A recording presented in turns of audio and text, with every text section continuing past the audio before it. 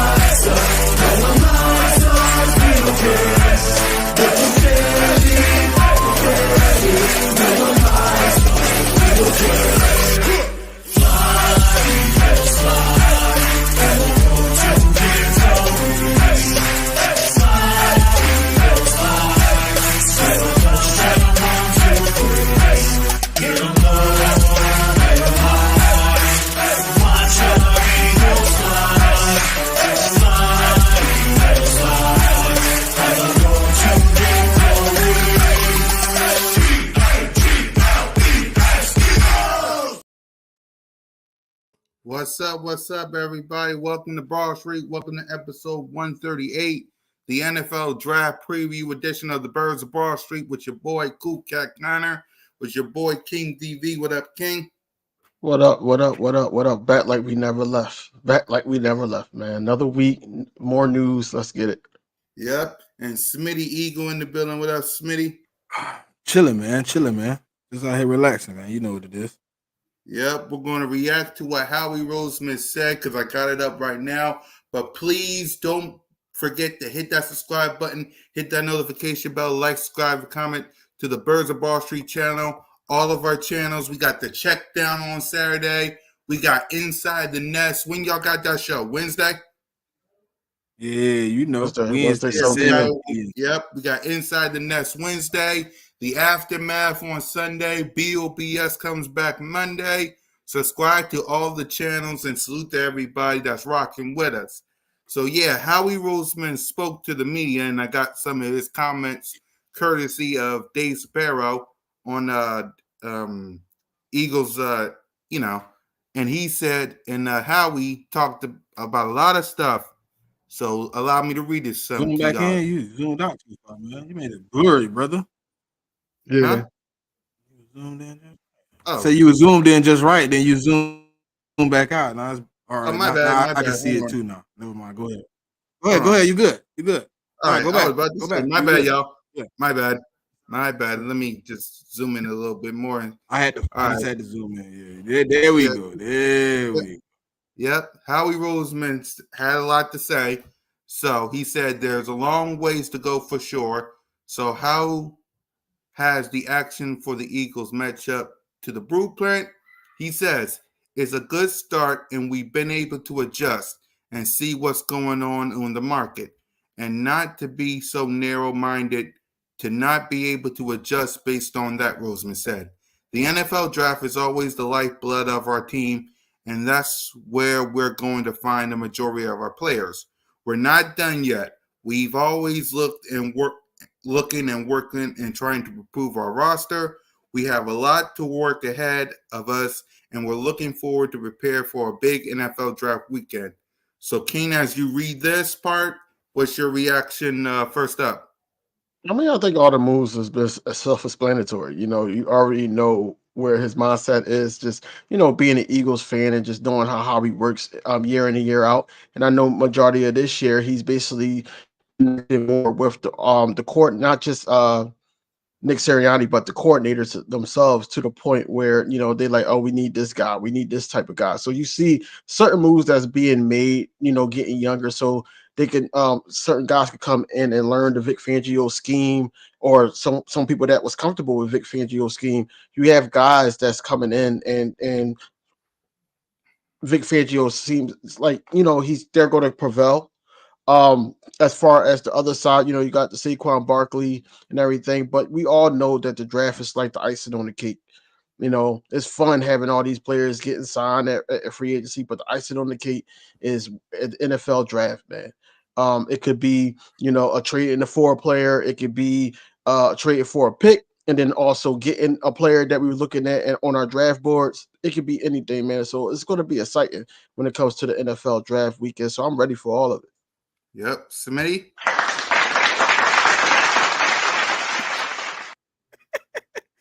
Nah, Bro, see, look. Nah, it was a hand clap, bro. I know, It was a man. good speech, bro. Oh, salute. Y'all Fake, can't hear the that fake hand was. clap? Is it not loud No, enough? we Yeah, can I hear heard it. it. I was wondering where it came from, though. Okay. No, Nah, it's see, just I think it's it's just two the parts of button. this. The finger was like over the button for a long time until he hit your name and then you I was just like, hit yeah. it. Nah, I the got you. applause is for you. I don't want no applause. Uh it's only two parts of this soliloquy of statement that Mm-hmm. caught my eye. Yeah, You missed the first part, Cool Cat. It's at the top. It yeah, says it's only March 25th. right. Yeah, So he telling you, like, you see what I did in a matter of 2-3 weeks. Yeah, And then the second part was we have a lot of work ahead of us. We're looking forward to preparing for an NFL draft weekend. yeah, Those two statements for me tell me everything I need to know.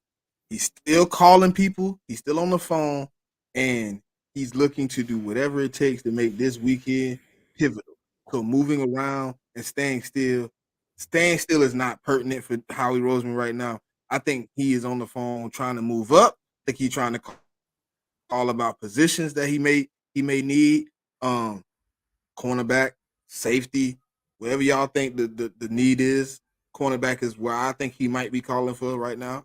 You know what I'm saying? I have, but if he is able to get a cornerback, I think it opens up a lot of doors for what he can do in the draft. I think right now he's looking at all the options, but he wants the best option. He don't just want to take an option, jump out the window. It's not the best. You see, he said something else that kind of like, you know what I'm saying, he was able to adjust. mm-hmm. The adjustment is him in these two bidding wars he been in so far. He been in two. He lost one. He just couldn't match that one. But he been in two, What and, up, and Trigger? he was able to say, you know what, I'm going to go hard. He went all the way out. He ended up getting Saquon.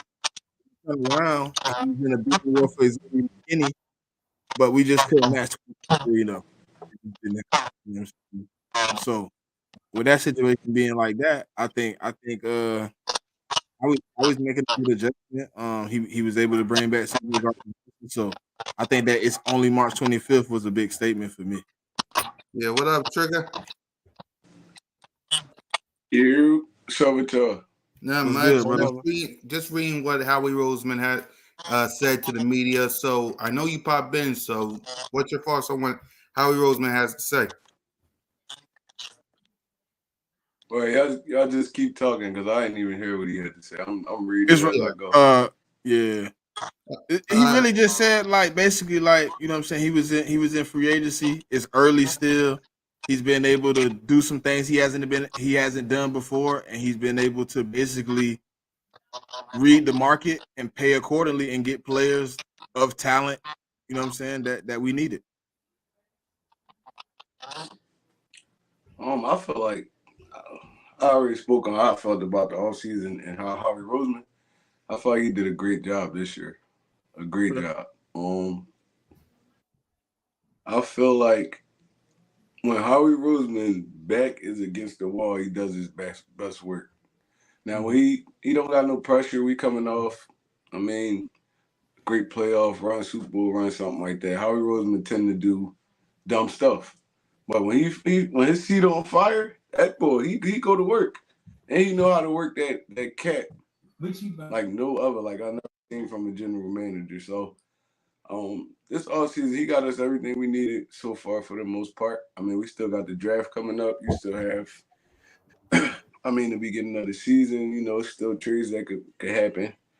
But I feel like Howard Roseman been the best GM so far this offseason, in my He opinion. definitely said he's not done. He did say he's not done. That was a big statement too. We are Yeah, not done yet. he said, as you can see here, we're not done yet. We always looking and working and trying to improve our roster. We have a lot of work ahead of us, and we're looking forward to prepare for a big NFL draft weekend. And Big. I believe him too, because he did nothing but make big splashes this all season. So I once that draft roll around, who knows what Howie Roseman gonna do, man? He probably throw some trades in there. Never know, bro. That dude really a wizard when it comes to this GM thing. Mm-hmm. So he also talked about Saquon Barkley. He said, we think Saquon is a special player, and we think he is a special person. There are hard to find, especially on the open market. A guy who can touch the ball 300 times a year. Hopefully, there aren't a lot of players, skilled position players, that are touching the ball that's many times and have that effect. Obviously, we're looking at the workload. He's trained unbelievably. He's a freak. You see that in his testing numbers. You see that in his body, in his GPS speed, and so we believe in the player. We think that based on the resources and where you can put resources, that made a lot of sense to us. So go ahead, Smitty, you first. It's true, man. I mean, when you look at the tape, you look at the production, you look at if you take out the injury history, man, I think right now, man, he'd be somewhere in those elite numbers with Christian McCaffrey of those natures, man. And I was looking at it today, like somebody was talking to me, and I was just like looking at Christian McCaffrey was considered injured prone with Carolina. He was considered to Mm-hmm. be the odd man out every year because he wasn't going to make it to the playoffs. Since he went to the 49ers, the man has missed no games, 0 games. He became Teflon immediately. Boom.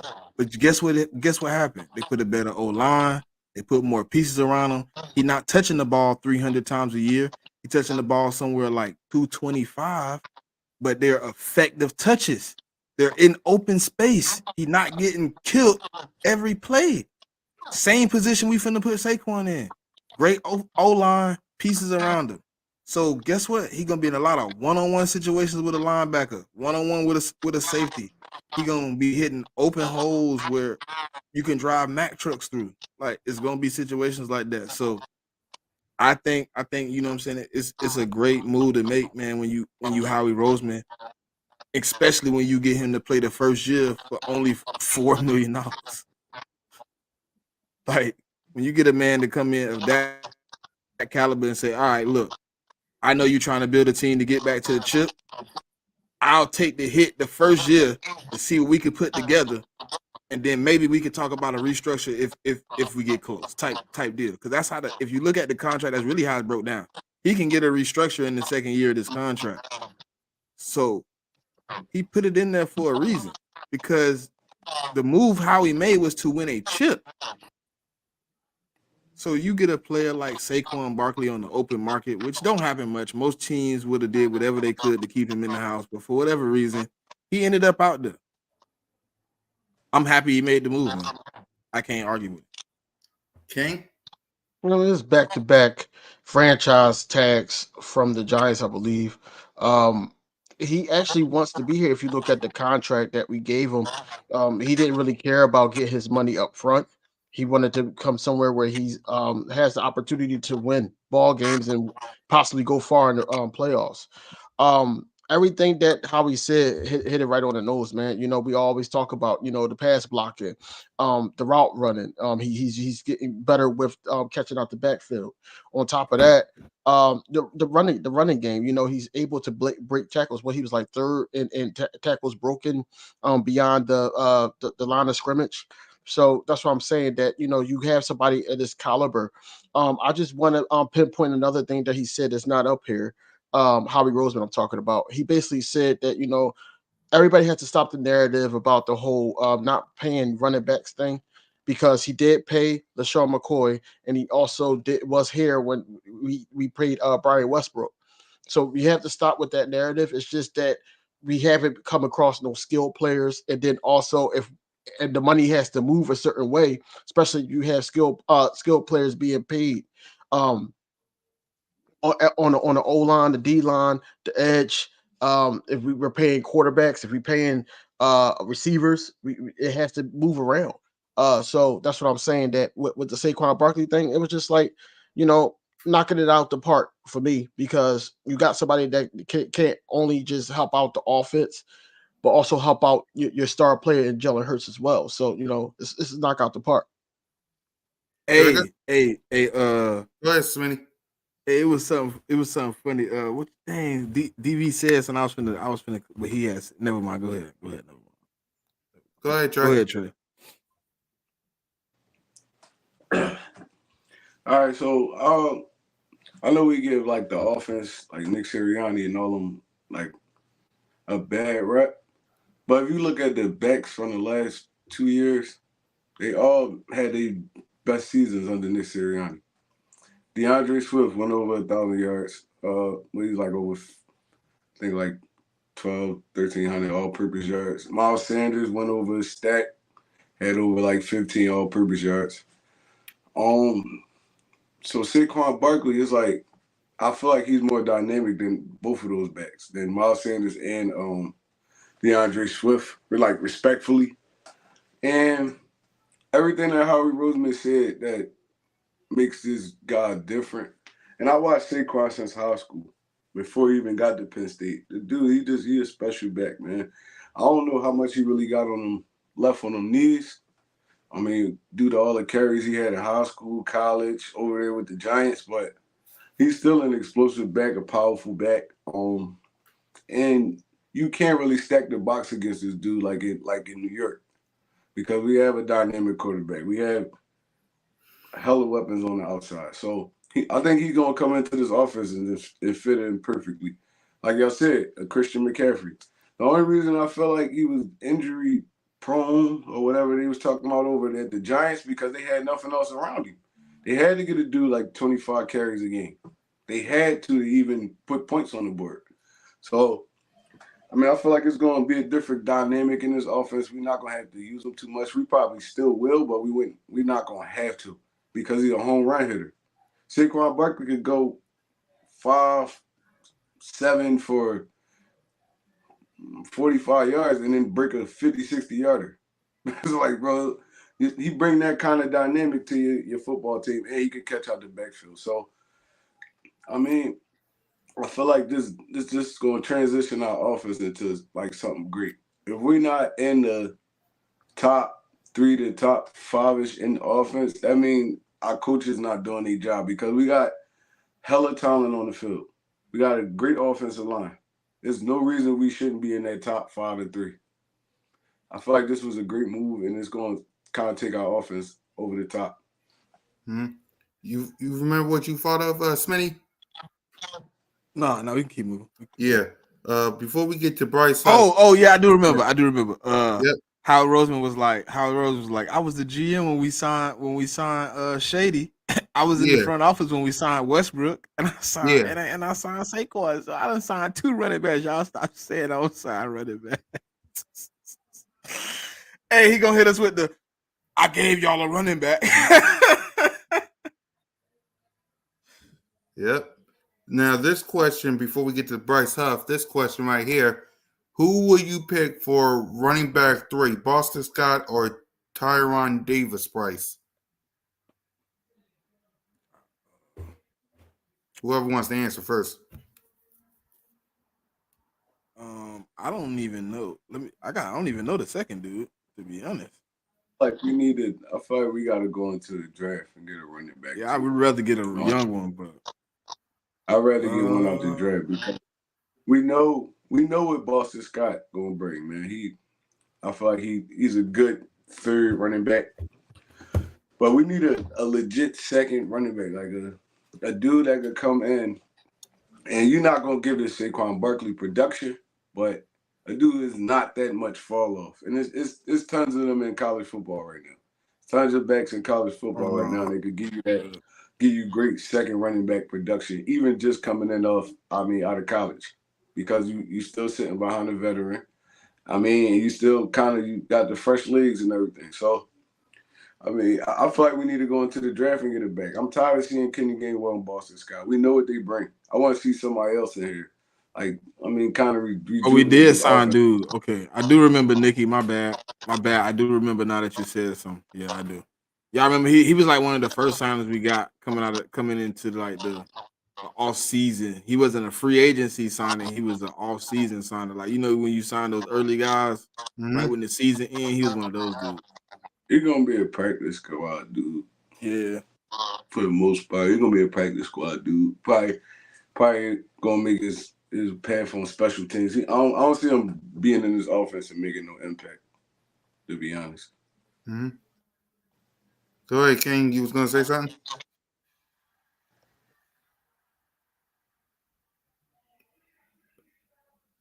Okay. For is Boston Go Scott ahead. on the roster? No. Right. So we might have to like Trey said, we have to draft a running back. Um, Probably mid to late round, depending on need. But yeah, I don't see Davis Price actually getting in the rotation unless something drastic happened. Yeah. So let's go ahead and continue on. He talked about Bryce Huff. Uh, he said one of the things you could look for his skill set, and I think one of the things that Bryce wants to show is that he's heavy-handed. Yeah. He understands leverage. He got explosiveness in his body. The Jets did an unbelievable job of having that edge rusher position really filled with. I think they have 5 or 6 guys. When I look at their depth chart, they were trying to find roles for guys and get guys playing time. We don't play our edge guys 90% of the time. We believe in having fastballs off the edge and getting guys in the game.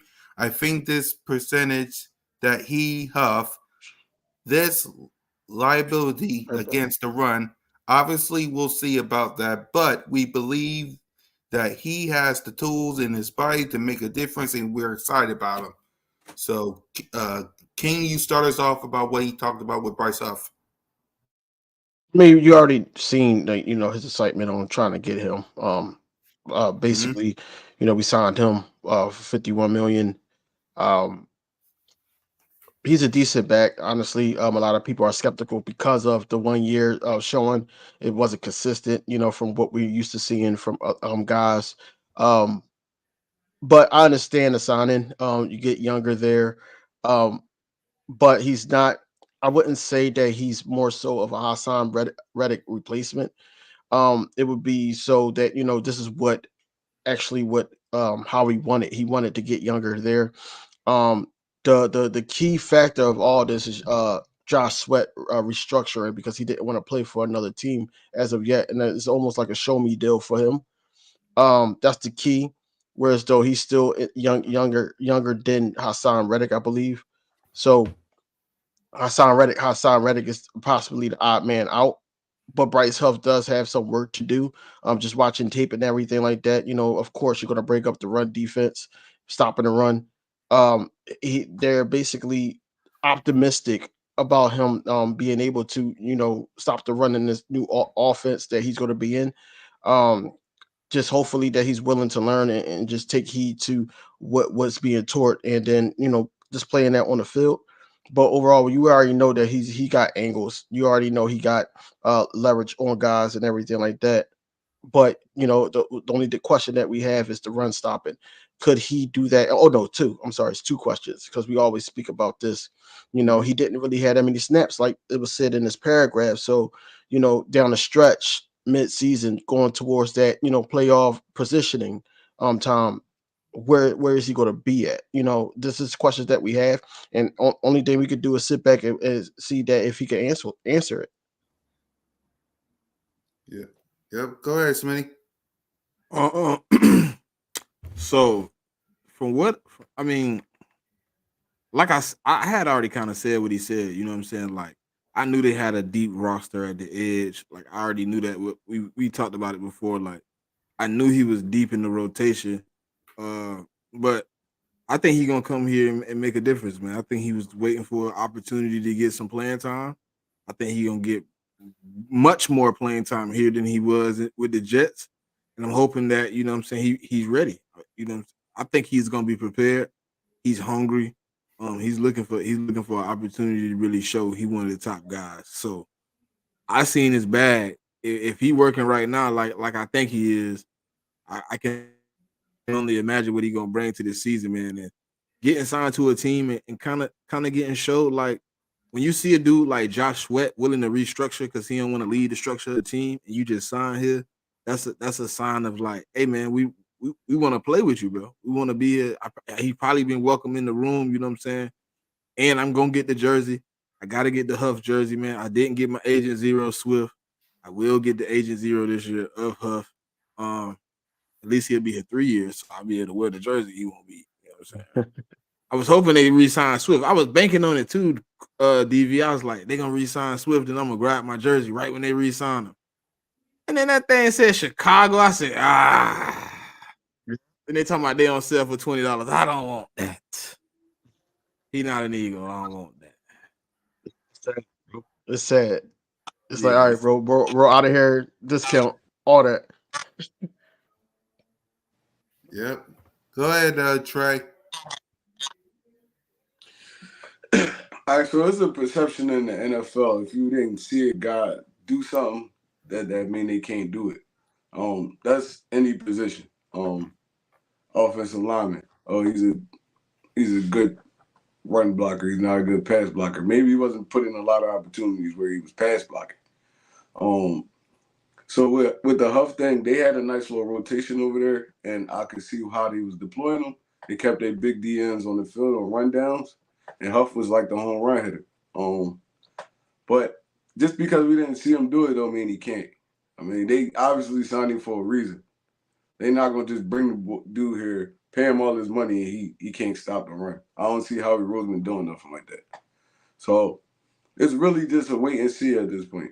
It's a wait and see. Like I don't know too much about him, but I know these dudes, NFL players, they get paid and they get paid to work on their flaws in the offseason. So maybe he turns into a great run stopper and still be a great pass rusher. And he just an all around defensive end. But just because we haven't seen it doesn't mean he can't do it.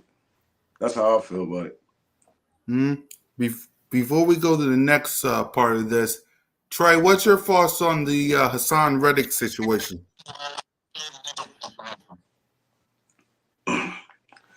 I mean, me knowing Howie Roseman, he trying his best to keep Hassan Reddick too.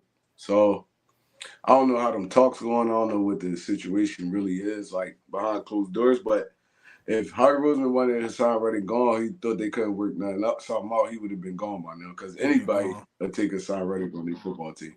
So Shakira. I mean, What's happening? hopefully we can work it out. Hopefully he wants to be here, and I mean, you make a little compromise. They meet each other halfway, and we can have all these pass rushers for real, for real. That's how I feel about it. Mm-hmm. So let's go on and continue on. He talked about Chauncey Gardner Johnson returning. He said playmakers, ball skills, uh, intense mentality. This guy loves to play, loves to practice, loves to compete, and it's hard to find guys who have legitimate ball skills.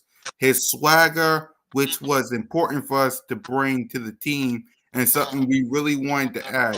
And he has toughness and is the kind of guy we want on for our defense, for our football team, and perfect fit for the city.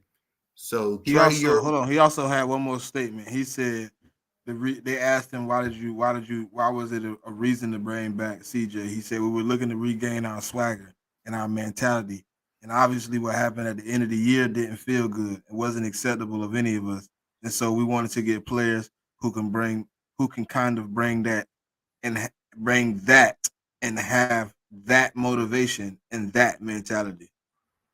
yeah. So go ahead, Smitty, since your reaction to that and to what he said about Chauncey. That statement is about Chauncey too. Both of them. Both. Right, I just wanted to include it since you said I had it sitting here waiting for you to bring it up. So, right. um, I think like keep understanding that something wasn't here, something wasn't pushing the guys. Me and DV on Inside the Nets had a bunch of conversations about we didn't feel like the leadership or the grit was the same on the defensive side of the ball. It seemed a little soft. It seemed a little like not motivated. You know what I mean? They didn't have like that killer instinct.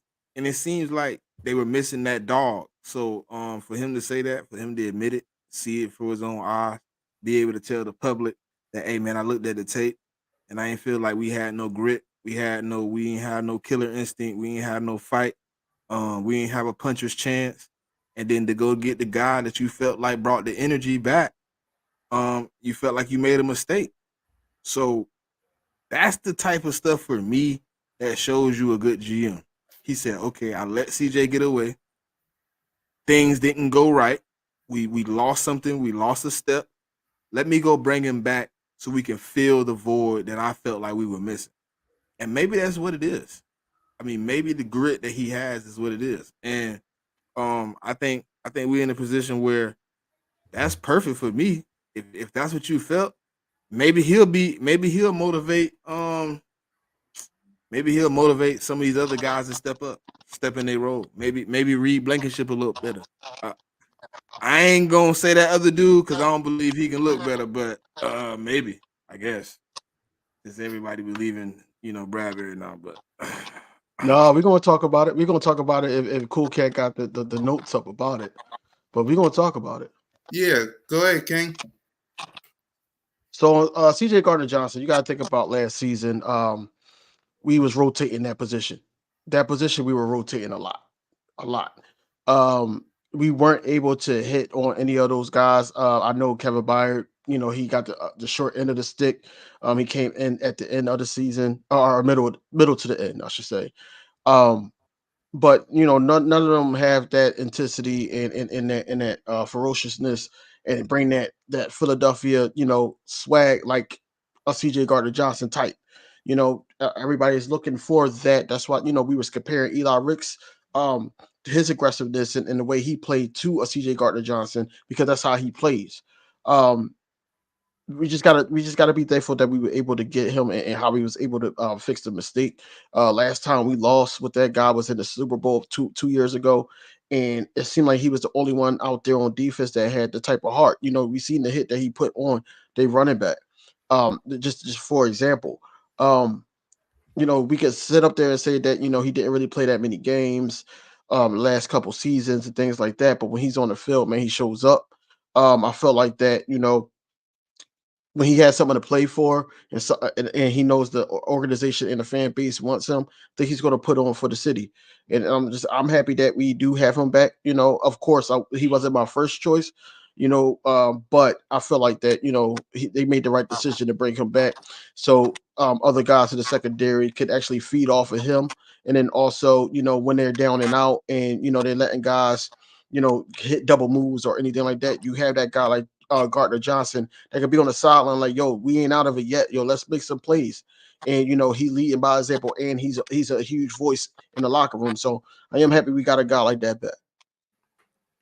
Trigger. Um, I like.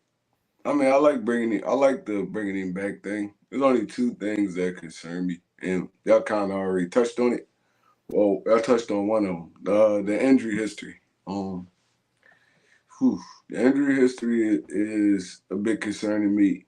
But another big concern to me is we cried all last year about not tackling in the secondary, not tackling at the second level. C.J. Gardner Johnson not a good tackler either. So he'll lay you out if you're not looking, but he's not a good tackler either. So I mean, he's not bringing that to the table. He can cover, he a ball hawk, but the tackling thing, that's still going to be a problem. It's still going to be a problem. So I mean, it's pros and cons to it. I like the pros more than the cons, but I mean, you get what you pay for, you get what you ask for. I mean, we're gonna get a dude that's coming in probably liable to give you like 8 games, and a dude that can't tackle just like everybody else.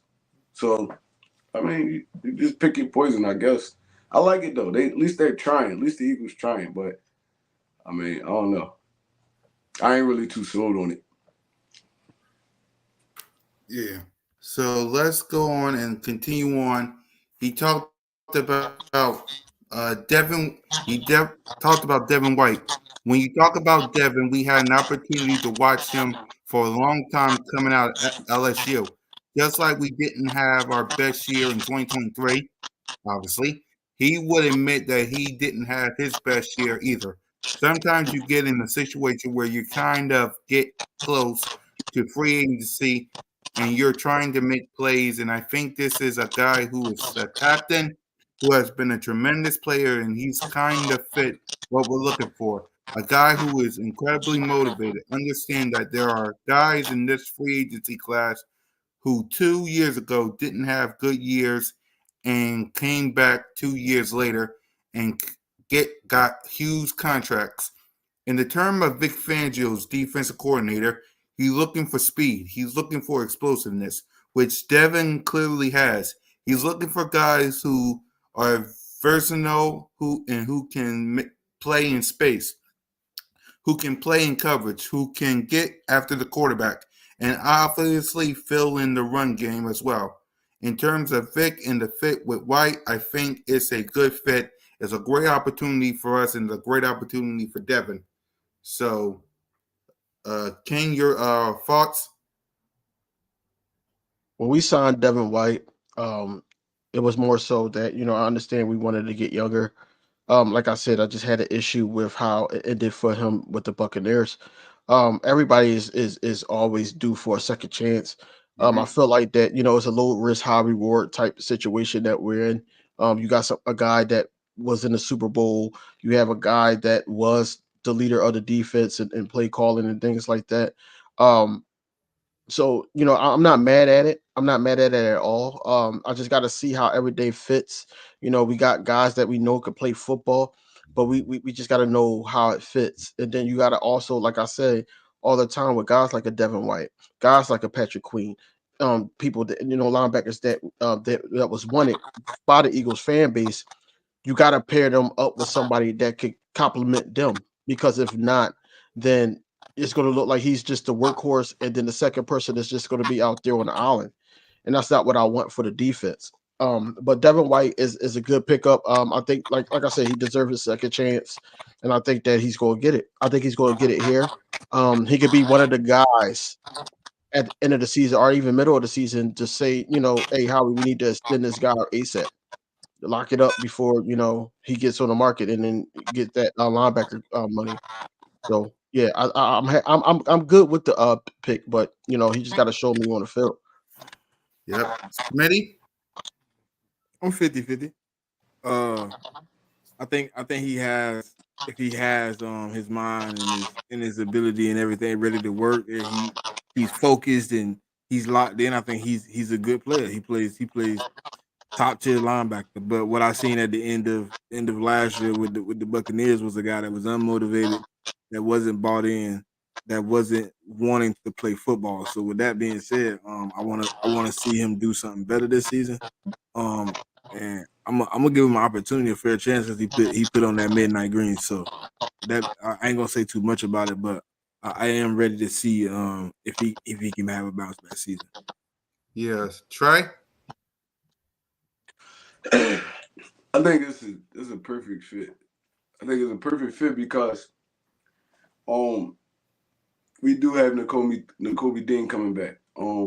If you look at that Georgia defense, it's kind of leaning towards his strengths. You got the aggressive linebacker that was Quay Walker at Georgia, and you got the intelligent back that can blitz, that can fill in run fits, and I mean, you got a wrecking ball and you got the smart dude. So I feel like this will work good for Devin White and Kobe Dean because they can play off each other, feed off each other energy.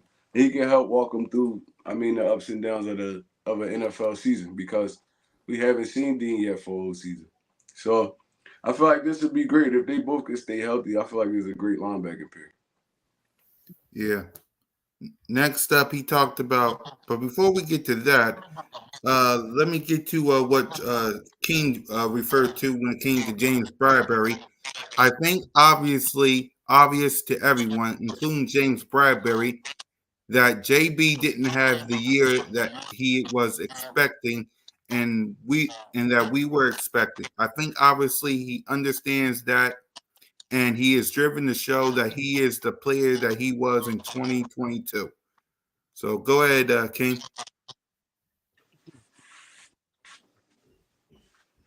I All want this right, guy to go go. ahead, Smitty. Go ahead, Smitty. I want Smitty to go. Rock, paper, scissors. You go. You go, bro. You Cat go. first. I Trayvon. got you. Oh, I got you. I got you. cool cat go first. I got it. Cool cat No, I go. go. I go first. I go first. I'll I go go. first. But this is basically all I was saying. Like, everybody was emotional going off of last season because of how he played. I feel like that he's a consistent player, but when it's time to show up, I think he's going to show up. I think that with his zone defense, I think he's gonna benefit the best off of that. Um, Guys working on off the line, I think he's going to benefit off of that. Um, and a lot of people have been telling me on different podcasts and everything like that that CJ coming back benefits him too. I don't see the equation probably because of the attitude, and he probably plays to that standard. But it's just like one of those players that needs the motivation. It don't seem like at this moment that he's going anywhere. Um, so we just gotta we gotta be there for him. I mean, until he mess up, and then now you frustrated again. But we got to see how he gonna do with these new players. The new a better scheme, I should say. Um, and just see where it goes from there. At the end of the day, I just think that how he playing was not never move him. They do have hope that he's going to get better. And we just got to rock with that. Until we see it in the other way. In the other way is basically he goes back to 2023, and now we in a situation like, damn, we should have traded for this person. But if the organization is saying that this guy is, you know, one of those bounce back guys, then we just gotta see. All right. Before we go to Smee, let's hear from Trey next. Go ahead, Trey. I want to save the best for last. All right, so I feel like the last regime put him in a lot of bad situations. I'm not even gonna lie. They put him in a lot of bad situations, a lot of man-to-man coverage, and the regime put him in there, and Darius Slay going down put him in a lot of bad situations. And it was kind of hard for Bradbury to bounce back, bro. He's not a horrible football player. I don't know what y'all be watching, but he's not a horrible football player. He never been fast. He never been fast since he got into the NFL. He never been fast, but he's physical. He can play press coverage, and he's a great zone coverage player. We put him in a lot of man-to-man coverage with safeties over top of him that couldn't cover from sideline to sideline, and he got beat. That's the NFL. Sometimes you're gonna get beat, but I don't feel like he's a horrible player. That's my opinion on it. Go ahead, Smitty, let it out. I ain't got nothing to let out. What I'm supposed to let out? It ain't my damn team. I mean, it's my team I root for, but I don't GM it. If you want to keep him cool, I'm gonna be prepared for what I'm prepared for already, man. It ain't gonna change for me. He gonna get burnt just like he got burnt this year. So we gonna have a weak side of the defense, and hopefully Vic Fangio do what none of the other coaches would do last year, and they bench him. That's all I can ask for. Then at this point, if you gonna keep him and you gonna victimize him, I mean, cool. I mean, I watched plenty of guys that had bad season. Y'all say one bad year. I mean, how do you define a player if he continue to have bad years? So then what's the excuse for the man if he come out and perform the same way he did last year? Then it's like, oh dang, I might have been wrong about him. Nah, I'm right about him right now. That boy was burnt toast. We put him in zone, put him in man, we put him in wide open situations to tackle, and he couldn't execute any of that. And those are the basics of football. If you playing corner, you got to be able to at least play some type of man. In some situation, we tried to play him against wide receiver 2. We tried to play him against the tight end. We tried to have him follow the running back. He couldn't execute none of it. And then you put him out there and he getting cooked. Then he in the playoffs, he gave the rookie wide open, one-on-one. You wrapped him up, and then you said, you know what? I don't even want to tackle this young man. Give him the crib. I don't know. I don't know how do you give somebody that was known for tackling, and then the whole season, his worst attribute this year was supposed to be his best attribute, tackling. Nobody but he gonna all of a sudden be an all pro again. He gonna tackled on this team. Nobody tackled. But this man is known for being a willing tackler, for being a decent tackler. He was the worst tackler on the team. Blankenship, known for being a decent tackler. He wasn't tackling shit. Sidney Brown. How do you say Reed Blankenship is known for being a missile? I don't know if he's a great tackler. Right? A tackler. He hits like CJ. He hit like CJ, but he bigger. He don't really wrap you up. He kind of lead with his head and his shoulder. That's why he be getting shoulder injuries. He missed a lot of tackles. Yeah. Linebackers missing tackles. Like, why are you leaving your like? Come on, bro. The simple shit. Nobody tackled good. So you want the whole team gone, or you just want? But no, not just tackling for him though. He didn't execute any part of the defense. Like when I look at the defense last year, I'm like, dang. Okay, he looked bad, but why is Bradbury? Like I'm talking about Bradbury so much. He was so bad. It's like he stands out so much compared to everybody else. Bradbury didn't start getting burnt compared to everybody else. It just don't look the same. He didn't start getting burnt till later on in the season when everybody quit. The whole team quit for real. Mm-hmm. So we just pile it all up on one person. Mm-hmm. The whole team I wouldn't agree with that because I'll go back and say I go back and look at I go back and say that I wasn't high on him all season though. The whole team quit. I told y'all I didn't like his Arizona game. The whole team quit. Seattle game. Whole team But I ain't talking about the last Giants 7 games. Though. I'm talking about game 1. I said Bradbury need to be better. Whole team quit. Yeah, our quarterback even fucking quit. You talking about the end of the season, Trey. I'm talking about the whole season. I was on Bradbury the whole season. You want to get smoked the whole season. He was not playing good all year. He probably wasn't playing good, but he wasn't getting smoked the whole season. He wasn't. Because if that was the case, we would have been giving up big numbers. We wasn't giving up. We ain't start giving up big numbers till later on in the season. He was not getting. How many touchdowns did Bradbury give up last year? It ain't got to be big numbers. How many touchdowns he gave up last year? I don't know. He probably gave up a lot like everybody else did. Mm-hmm. I don't know. He gave up the most, that don't mean the dude having the down season is going to mean that's going to carry on into the next season. You wipe that slate clean. Now he come into week 1, week 2, week 3 getting smoked. Oh, all right. But then we see what you was talking about. Too late then. Like, it's not too late. Now you stuck with putting somebody in you don't trust because you didn't draft the cornerback because you believed in Bradbury. They still could draft a cornerback because even with them not believing in Bradbury getting old, you're gonna have to replace him. But you do got Ricks and Job and all them dudes down there that you trying to groom too. So if it comes to the case where we gotta put this dude on the bench, you're gonna have to trust the people that's behind him, even if it's a rookie. You're gonna have to trust him. So I'll give him another shot. Now he come out there, he getting burnt toast smoked again. Then all right, go ahead, you gotta sit down, big dog. But I don't feel like Smitty, Bradbury what did I tell you? that hard.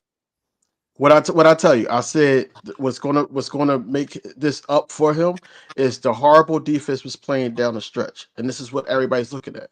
Everybody's looking at that, It you And know, when wasn't he the get horrible when he get defense. cooked, it it's gonna be wasn't like, dang man, we made a mistake, man. Now we in a bad situation. it This wasn't defense is just him. back where it was. If he get cooked one time, that means he a horrible player.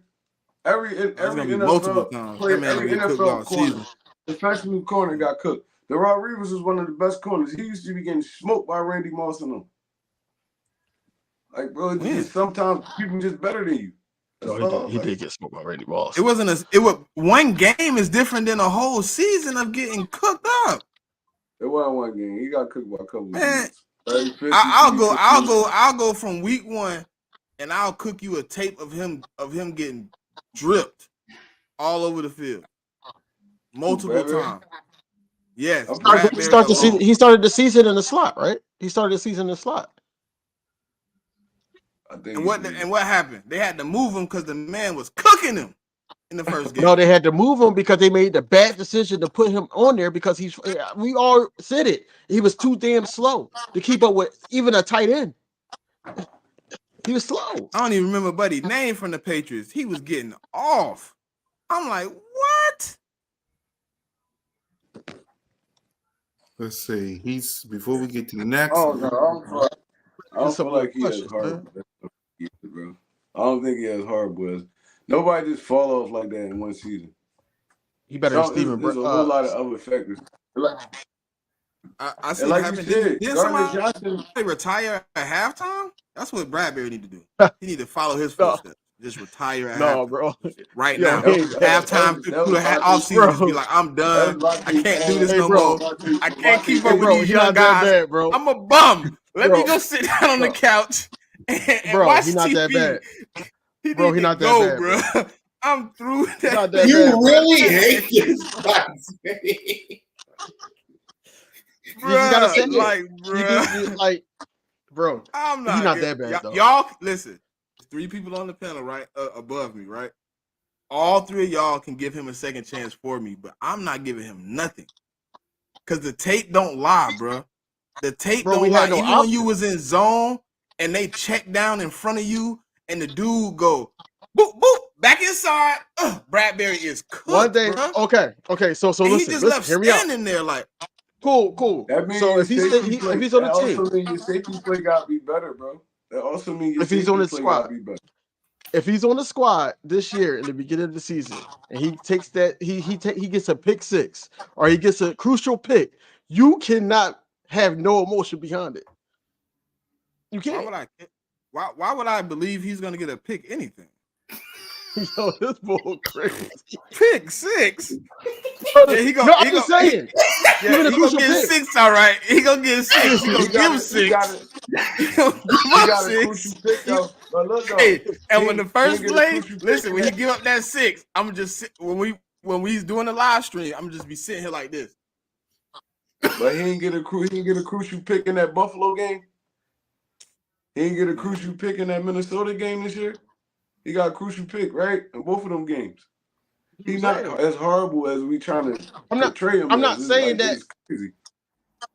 All I'm saying is, like last year, yes, we all wanted him. Well, majority of us wanted him off the team, but that's just going through the Philadelphia Eagles' emotional fandom that we always go through.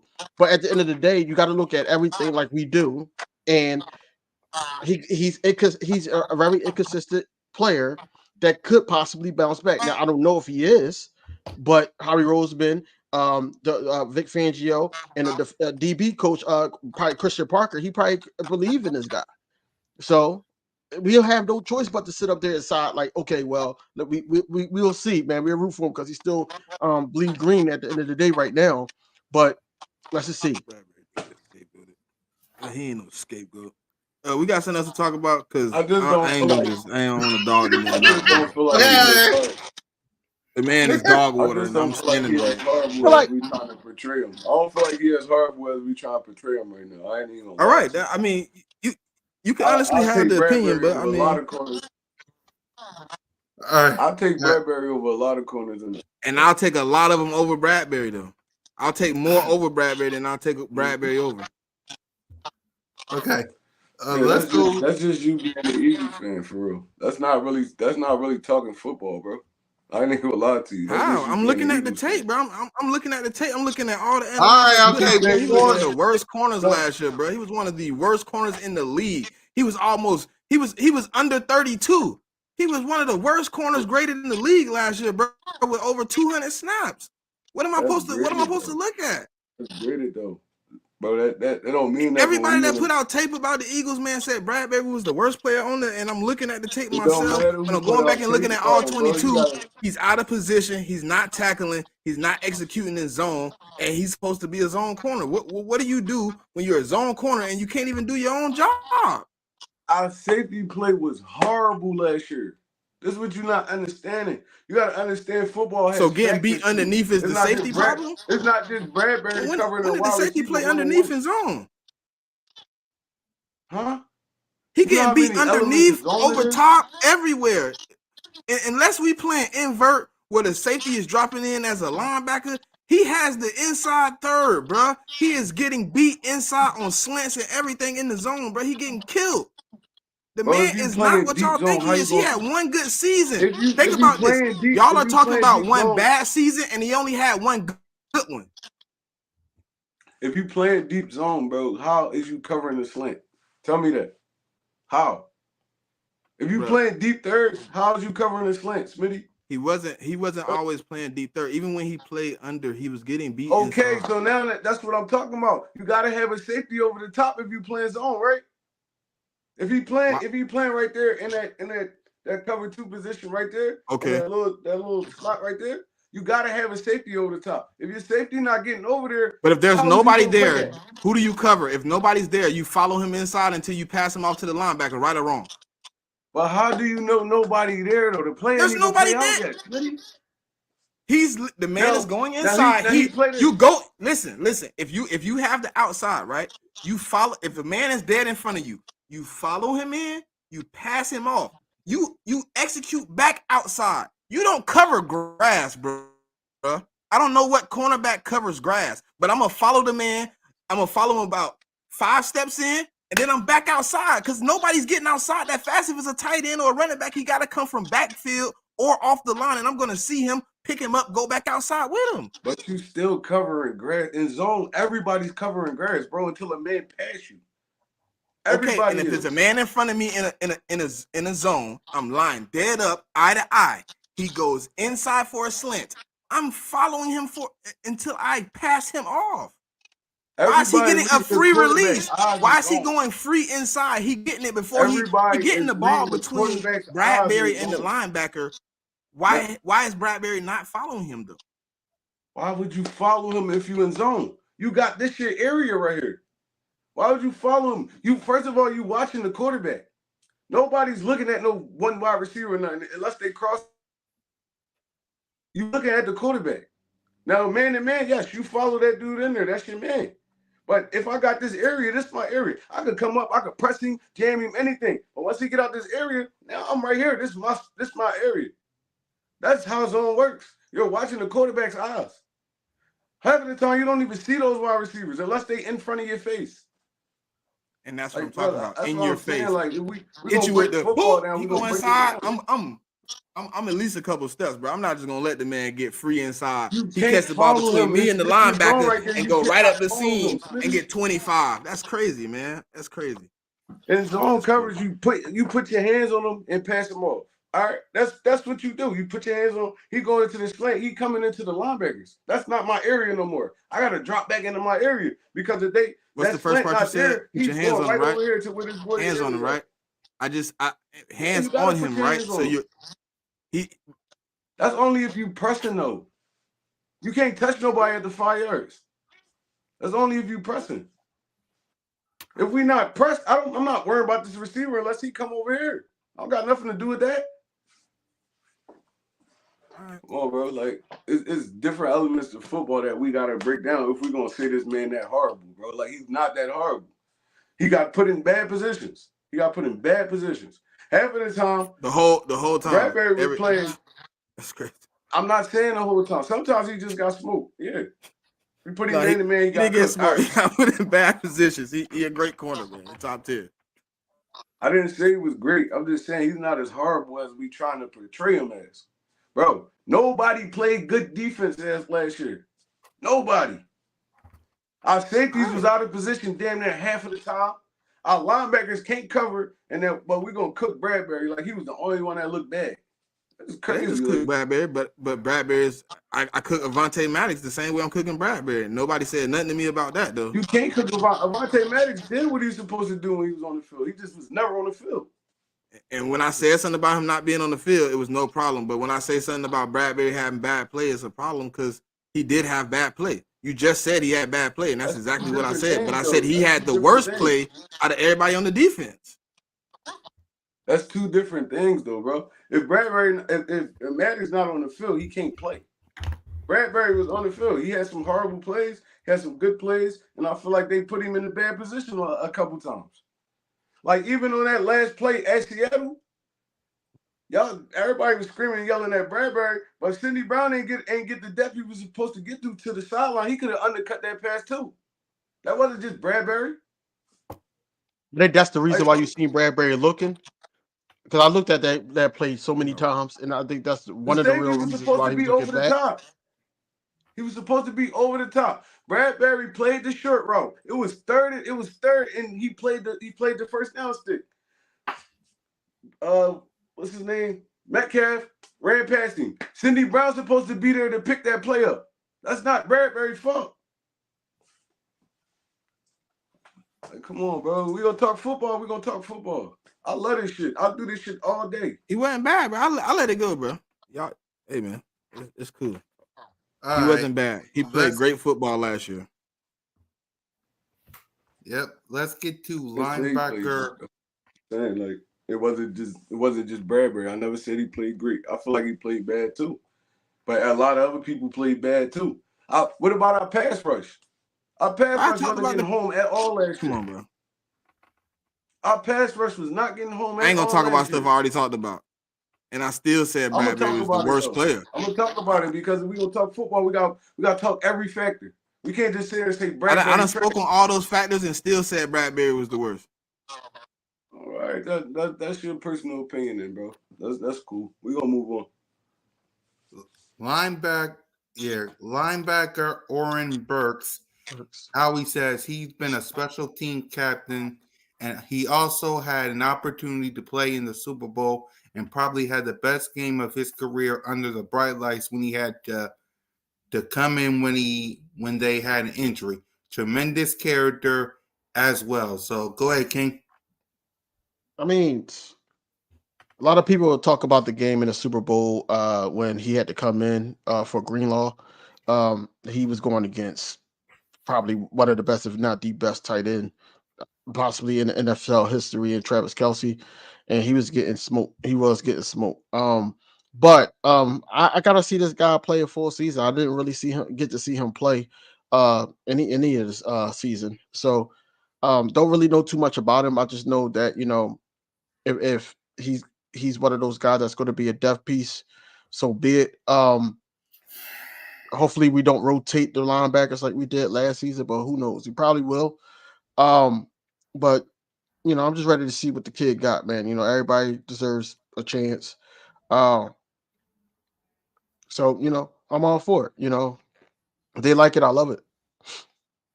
Yep. Smitty? I mean, it's a decent pick. I mean, he ain't really gonna do too much, but I mean, he's a good rotational guy, man. He's a good depth piece, good locker room guy from what I've heard. So I think he's gonna come in and he's gonna be able to offer something to the linebacker room. And if he's needed to be put in and have to play some valuable snaps, I think he can get in and play some good snaps. But other than that, I really don't. special teams guy. He's gonna be excellent at that. He's gonna give you fight on the special teams. He gonna every down. You know what I'm saying? So I like the pickup, man. It's a good depth piece. It's a good special teams guy. So Yep. Trey? Yeah, from what I'm reading on this dude, he's gonna be like a mainly a special teams dude. I mean, bar injury, he probably won't even touch the field too much. So, um, I mean, I guess like if they feel like it's good for Clay to get this kind of dude, like he gonna bring that energy on special teams, man. I love it. I love this pick for real. Yep. Linebacker Zach Bond, how he says Vic Fangio had a guy in his defense at Miami with a similar skill set, Andrew Van, who haven't really ascended yet. That guy had the ability to play off the ball, who had the ability to play on the edge, who had these tools in his body, really ascended under Vic. We think Zach is a fascinating player who can rush from the edge, who can play off the ball, who is a tremendous special team player. He was a target guy for us. So start us off, Smitty. uh, that's who that was. That's not Zach Zach Bond again. Bond. You got the wrong article up Yeah. there. No. You we did Aaron Burks first. Oh yeah. Oh man. So we doing Zach Bond Yeah. now? Yeah. Huh? Yeah. Well, I might have said the wrong thing then, because Oren Burke is You not a did. good You did. rotational guy. Hey, Oren Burke is not a good rotational guy. Great special teams guy. Zach Bond is the great rotational guy. He could play edge. He can also play off ball linebacker. He could play in the special teams. He is the guy I was talking about. That's a good pickup. Oren Burke, I don't know what the pickup is for, but I do like Zach Bond. Yep. Trey? Yeah, from what I'm reading, Zach Bond could really sketch his name out on his defense. He's a versatile linebacker. He could pass rush. Um, I feel like he's the way they're talking about him. He's a Vic Fangio guy. So maybe we see this dude more than what we think we will. And me just watching kind of like highlights and stuff like that. I like it. He aggressive off the ball. Mainly in pass rushing situations. I don't know too much about his coverage, but in pass rushing situations, he's getting to the football like at a high rate. And I mean, if he work hard enough, he'll find himself maybe not in the starting defense, but definitely in rotation. And I'm cool with that. Any dude that feel like he can get on the field and actually make like an impact on his team, man, I'm fine with that signing. And like I said, he's a Vic Fangio guy, so Vic Fangio clearly has a plan for him. So I'm fine with this one too. King? With Oren Burks and Zach Bond, I'm really anxious to see them in certain situations where uh, we don't know too much about. You know, we know Zach Bond on special teams. We know we know Aaron Burks from like, being the third string linebacker for the Kansas City Chiefs and everything like that. Uh, Not the Chiefs. I'm sorry, the 49ers. Mhm. But needless to say, I think that I would not really have a kind of critique on them until I see them in situations like, say, if a player gets banged up and they have to be in for a play or two. Now it's like, okay, you got to feel for the game from the sideline, but you got to feel for the game and what the player that you're guarding is trying to do. Let's see what's going on with you. Um, but overall, man, I just think that the linebacker depth was needed. I think that uh those guys could actually show out and show us something, because right now there's just extra pieces in the linebacker room, and then also special teams guys. Yeah. Yep. Offensive lineman Matt Hennessy. Tremendous twitch, athletic ability, balanced body control. He has position velocity where he can play center and guard. Temple tough. We really like him in the 2020 NFL draft, and we are really excited to get him. So start us off, King. I think this was a good pickup. He don't really have too much tape on him, but we know that he's a switch hitter on the offensive line. So they might see something in him. Whereas though, if we do get kind of thin at certain positions, that he can play that position. So I'm ready to see his versatility throughout the season if we need it, if we need him. It's just a good backup piece on the O line, good depth piece on the O line. And I already knew that this whole free agency, Howie Roseman was going to hit on the O line in some way somehow to shore up Stoutland University. Smitty? Matt Hennessy is basically Jack Driscoll, man. He's just gonna be a guy that can come in and kind of fill in all over the place. He really has some upside at some point in his career, but the last 2 or 3 years, I think he's been out with injury. So um I think he just come in, he gonna be able to play a little bit of everywhere. If a guy go down, he'll be able to step in. I don't think he's coming in to play any pivotal snaps. I think he's gonna be more of a rotational guy. If somebody go down, he can play left guard, right guard, and center. So he does cover three positions. So I think that's more what it. So I like it. You know what I'm saying? There's somebody Stoutland can work with, and if he work out being something better than what we see on the tape because he doesn't have much, then we might have found a jewel. You never know. Yep. King? I mean, Troy? Great position, great versatile piece that you could bring in swing. You could be a swing tackle, guard, center. Um, if you look back at the Eagles' history since Jeff Stoutland been there, we always had a guy like this. So I mean, I feel like he's gonna come in. He's gonna fit in like seamlessly. Anybody go down, he's gonna step in. He's a veteran. Um, you can't really ask for too much more from a backup offensive lineman. So I like this one right here.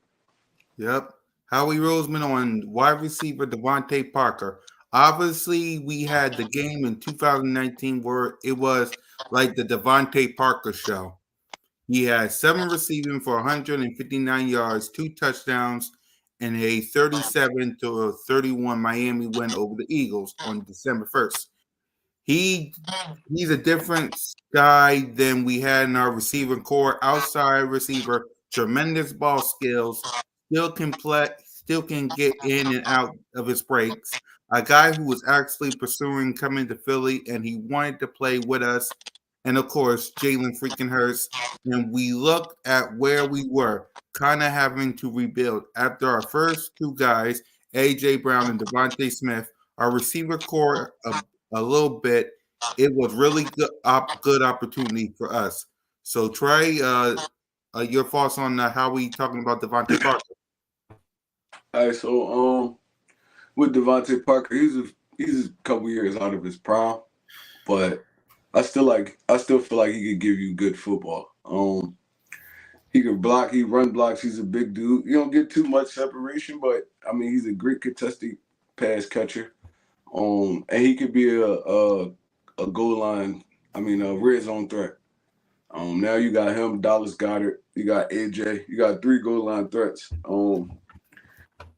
Not too much speed anymore. We don't have too much speed yet. I don't know what they're gonna do in the draft about that, but the way Kellen Moore runs his offense, I feel like he can be a great piece. Damn, what's the guy name that went to the Texans? Noah Brown.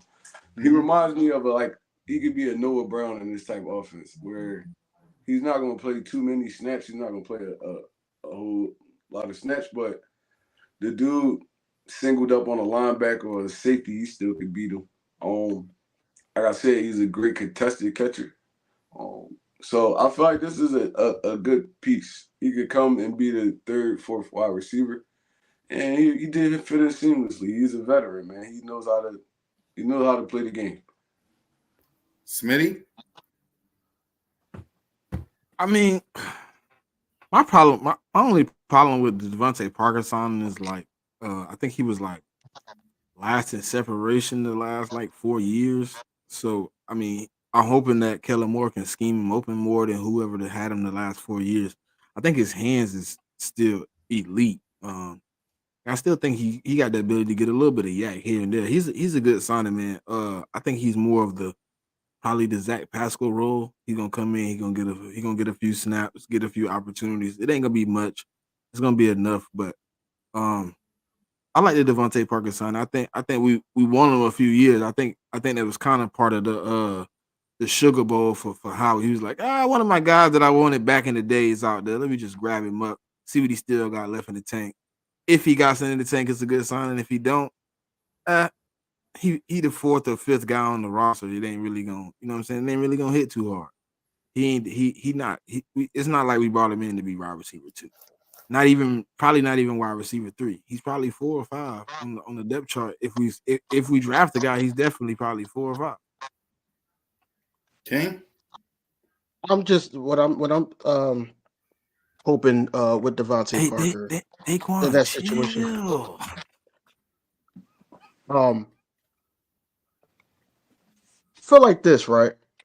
I feel like that I don't need it to be. I need it to be more situational than just rotating wide receiver three because you don't know who works like last season.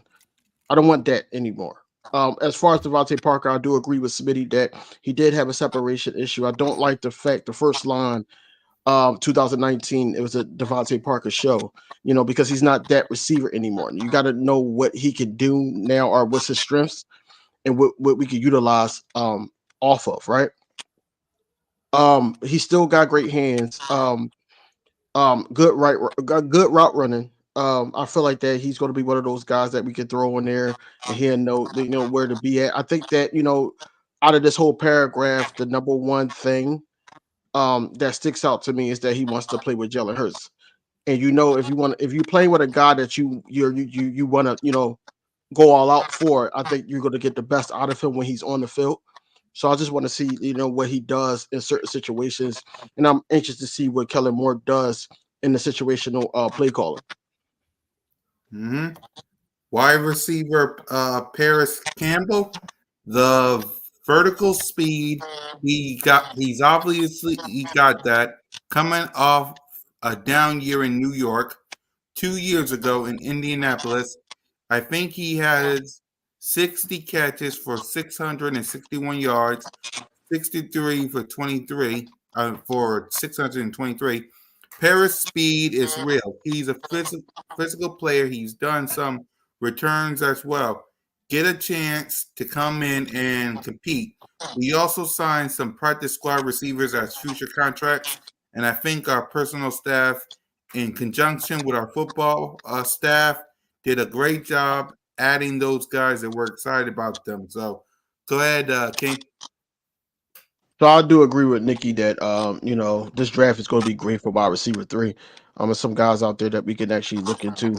Um, it depends on who we willing to take a chance on. If we're going to draft a wide receiver three, um, for the future, or we going to do a wide receiver three, whereas though that he can make an impact today, or right now. So, but as far as Paris Campbell, man, I do like his speed. I do. He got decent route running, like I said yesterday. Um, the only thing is, he was injured, but at the same time, I feel like that he's going to have some chemistry with certain guys. Um, the speed will help out to open up the field more for Devontae Smith and Dallas Goddard. AJ Brown don't really need that um, because he's always open. But at the same time, I think that Paris Campbell, if he's in at wide receiver three for a player two, I think that he can prevail on that. And let's be honest, man. Anything is better than Quez at this point to me. Go ahead, Smitty. I like the Paris Campbell move. I don't know if he's like. I guess it feel like listening to you read that at the end. I'm like, oh, is Howie done at wide receiver? Was Paris Campbell the last move? It's like, oh, I brought in some future contract guys. And I don't know, but Paris Campbell's decent. He had a down year last year. He wasn't able to get in the offense. I think he had a few injuries last year too, if I'm not mistaken. Could be wrong. But I don't know. I don't know. Paris Campbell does have some speed though. He ran a 4.3 coming into the NFL. So if he can get some of those deep balls and get open, I think he can benefit from this offense, man. I think he can benefit from a little bit of that move around game. If he still got the speed like he had before, this would be a good offense for him. I like the pickup. Yep, Trey. I didn't even know we picked up Paris Campbell. This is sneaky good pickup. Um, they calling this a down year for a third wide receiver. 60 catches, 661 yards. That's good in my book for a third wide receiver. No, that's not Um, what he had last year. That's what he had in 2022. Ago. Yeah. oh, okay, all right. But Paris Campbell, I watched him. He came out of Miami, if I'm not mistaken, right? He was he Yeah. was, he was Miami product. All right. Yeah. So he came in. He had high potential. Couple landing spots he really didn't. I mean, fit in, I guess, or something like that. But if he could get back to form, this is a sneaky good pickup because now we have that speed that I was just talking about when we was talking about Devontae Parker. This dude, he really can That's run why I the was ball. looking crazy when he said it, bro. I was like, I mean, we did State. get one guy, Oh, but okay. he said he didn't even know. So Ohio Yeah, I State, didn't yeah, it even. was Ohio State. That was Ohio State. My fault. Yeah, Ohio State. My fault. He played over there with Noah Brown and all of them, I think. But like I said, this is a sneaky good pickup because I didn't know they even grabbed Paris Campbell. He could fit in at that three. He could be a good gadget player and he can stretch the field. So like I said, if he's healthy and he's back into like actual football form, I feel like this would be a good pickup with him at the three and Devontae Parker at the four, being that kind of screen blocking type wide receiver. I feel like this will work magic for real. I gotta start like paying attention to the off season a little bit more. Yeah. Um, What up, here's Seth? Oh, What up, by the man? way, before you finish, Trey, me, Smitty, and King DB, we talked on Broad Street Aftermath. We're talking about going to the Dallas game here in Philly. So if you and Trey want to go, you guys can join us.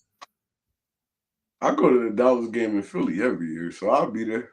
There you go. All we need is Moan. She said she going anyway, so Yep. So go ahead, Trey. Finish up. Nah, I was just saying, bro. Like I said, if Paris Campbell could get back into like Paris Campbell type form, this is nasty offense, bro. Because you got every element now. You got Saquon Barkley running and catching out the backfield. AJ Brown doing his thing. Devontae, Dallas Goddard if he could stay healthy. Then you got Paris Campbell. He's gonna play in the slot, so 9 times out of 10, he's gonna be matched up with the third best wide receiver or a linebacker or a safety. Oh my God, this could be dangerous if we play this right. If Kellen Moore put his offense together like we think he can, this offense could be dangerous. Yep. And finally, Howie Roseman talked about quarterback Kenny Pickett. He said, Jalen freaking Hurts is our franchise quarterback. We have tremendous faith and trust in him. We communicated with him about anything. We're doing like we do with a bunch of our players. I don't think is any team that invests more in the backup quarterback position.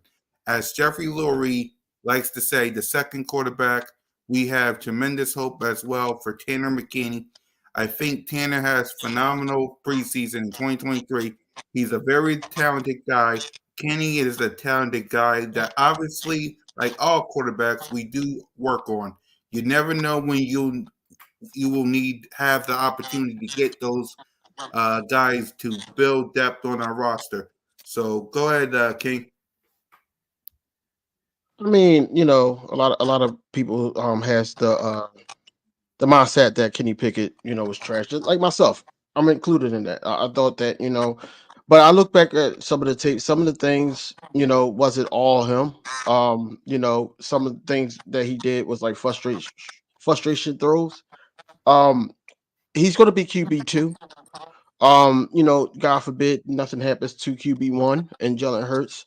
I am excited to see if you know what he could do in training camp, honestly, to see if he is battling with a Tanner McKee or even the Will Greer. Or Will Greer is just here for you know quarterback support. You know what I'm saying? Because he played in his offense. Um, it's a lot to unlock with Kenny Pickett because you really don't know until you know. But you know, I'm all for it. You know, if he has high hopes for Kenny Pickett, so that's all I could go off of. Yep. Smitty? I don't know. I'm trying my best, like not to judge him for I'm what he trying to did stay in positive. Pittsburgh. That's it. Like I just don't know, bro. I just don't know. I don't know. Trey can go. Yep. Go ahead, Trey. Um, he coming in. He coming in with like zero expectations, so I like the pick. I don't feel like Kenny Pickett is a horrible quarterback. I feel like he was kind of forced into a role that he wasn't ready for. That's all.